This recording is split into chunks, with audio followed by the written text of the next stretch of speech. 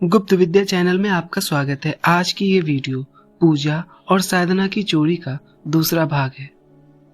Video को पूरा देखें क्योंकि कुछ लोग वीडियो को स्किप करके देखते हैं। इससे हमें और विस्तार से बताने में दिक्कत आती है। अगर आप चाहते हैं कि हम वीडियो को और विस्तार से एक एक बारीकी पर चर्चा करते हुए बताएं, तो वीडियो को पूरा देखें। इससे हम वीडियो को और थोड़ा लंबा बना सकेंगे। अगर वीडियो अच्छा लगे तो लाइक अवश्य कर दें ताकि हम और भी बेहतर चीजें आपके लिए ला सकें। तो आइए जानते हैं कि और किन किन माध्यमों से हमारे पूजा जप तप साधना अनुष्ठान की चोरी होती है। जब भी हम कोई मंत्र जपते हैं तो उसकी ऊर्जा हमारे आसपास की चीजों को प्रभावित करती है, वहां के वातावरण को प्रभावित करती है। वहां के आसपास की चीजें, आसपास के लोग भी उस ऊर्जा को लेते हैं, उन्हें भी वो ऊर्जा जाती है। खैर, ये तो सामान्य बात है। लेकिन अगर कोई व्यक्ति जिसकी ऊर्जा बहुत निगेटिव है, जिसकी ऑरा बहुत निगेटिव है, अगर वो आपके आसपास हो तो वो काफी अधिक मात्रा में आपसे पॉजिटिव ऊर्जा सोख लेगा। अगर ऐसा व्यक्ति आपके फैमिली का हो तो एक तरह से अच्छा ही है, क्योंकि इससे उनके जीवन में भी पॉजिटिव परिवर्तन आएगा। लेकिन आपकी बहुत सारी ऊर्जा जा चुकी होगी जो कि आपने साधना के लिए इकट्ठा किया हो। तो अब सवाल आता है कि इन सब चीजों से हम कैसे बचेंगे। तो इन्हीं सब चीजों के लिए स्थान शुद्धि किया जाता है, शरीर बंधन किया जाता है, कवच पाठ किए जाते हैं, सुरक्षा घेरा लगाया जाता है, सुरक्षा मंत्र सिद्ध किए जाते हैं, आसपास की चीजों का पवित्रीकरण किया जाता है, कुछ सुरक्षा तावीज, माला आदि धारण किए जाते हैं। अब ऐसा नहीं है कि इन सब के बिना आप साधारण योग साधना पूजा पाठ भी ना करें। इसके लिए कम से कम सही स्थान का चुनाव करें, पवित्रता का ध्यान रखें और सही विधि से कुछ भी करें। इससे आमतौर पर उतनी परेशानी नहीं होगी। लेकिन अगर आप किसी खास अनुष्ठान का चुनाव कर रहे हैं, किसी साधना का चुनाव कर रहे हैं, तो इन सब चीजों की आवश्यकता है। जैसे आप कोई हवन कर रहे हैं तो हवन से पहले स्थान शुद्धि, पवित्रीकरण, आचमन, न्यास, करन्यास आदि करते हैं। इन सब का बहुत बड़ा महत्व होता है। वैसे ही हवन में पहले गणेश और गुरु की आहुति दी जाती है, फिर पितृ देवता, कुल देवता की आहुति दी जाती है, फिर स्थान देवता, ग्राम देवता, नगर देवता सबकी आहुति दी जाती है। तो ग्राम देवता, स्थान देवता, क्षेत्रपाल, इन सब की आहुति क्यों दी जाती है? क्योंकि उस स्थान की वो संरक्षक है, वो स्थान उनके संरक्षण में आता है। उस स्थान की जो भी शक्तियां हैं, चाहे वो पॉजिटिव हो या निगेटिव हो, सबका हिसाब किताब वे रखते हैं। तो उनको आहुति देकर प्रसन्न किया जाता है ताकि वे हमारे अनुष्ठान में सहयोग कर सके, लाठी लेकर खड़े हो सके।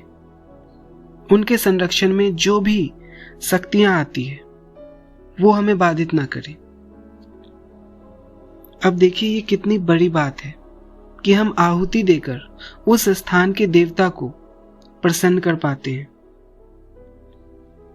ये वैसा ही है जैसा कि आपके स्थान के कोई नेता हो, कोई लीडर हो, अधिकारी हो और वे आपसे प्रसन्न हो जाएं और वे आपके सहयोगी हो जाएं, तो इन्हें भी अदृश्य संसार का अधिकारी और लीडर कह सकते हैं।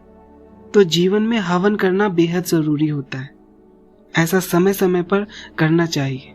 इससे हम उस बड़े स्थान के देवता को प्रसन्न कर लेंगे, जिन्हें शायद बहुत ही कम लोग उस क्षेत्र में प्रसन्न कर पाए होंगे। फिर इनके बाद सभी देवताओं की आहुति दी जाती है, फिर मूल मंत्र की आहुति दी जाती है। तो मूल मंत्र का हवन करने के लिए इतना कुछ करना पड़ता है। ये शास्त्रों का विधि विधान है, ये परंपराओं से चला आ रहा है।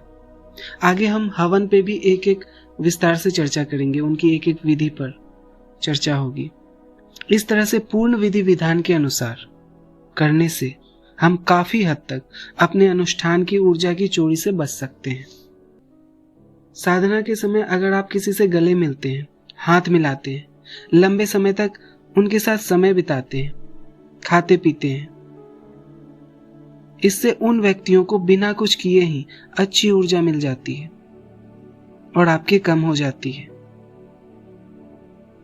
और खासकर अगर उस समय आप किसी से संभोग कर लेते हैं तो इससे और भी ज्यादा मात्रा में आपकी ऊर्जा चली जाती है। तो इन सारी चीजों से बचकर रहना चाहिए साधना के समय।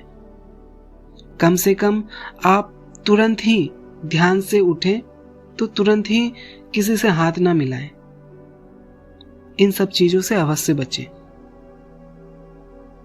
एक साधक में ऐसी चुंबकीय शक्ति होती है कि वो जहां रहता है, भले ही वहां वो अकेले खड़ा हो, अकेले बैठा हो, कुछ समय के बाद ही लोग उनके पास आकर बैठ जाते हैं, उनके आसपास आ जाते हैं।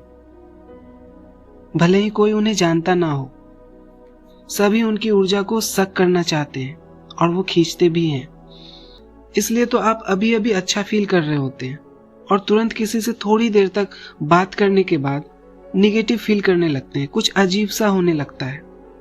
थोड़ी देर ही किसी के संपर्क में आने से आप बहुत ही अलग सा फील करते हैं, क्योंकि आपकी बहुत सारी पॉजिटिव ऊर्जा जा चुकी होती है उनके अंदर, वे चूस लेते हैं।